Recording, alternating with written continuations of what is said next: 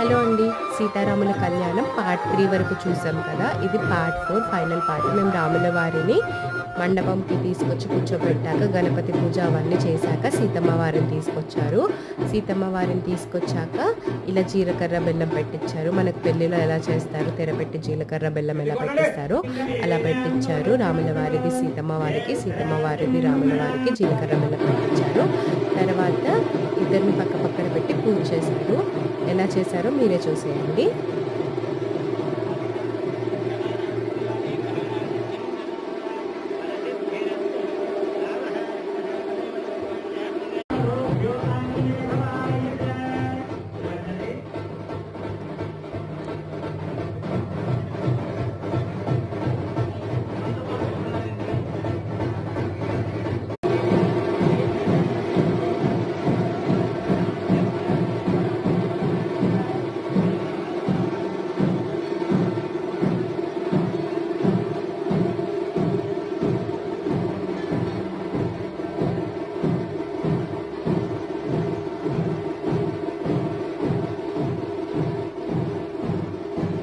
ఇలా శ్రీ సీతారాముల కళ్యాణం చాలా బాగా జరిగింది.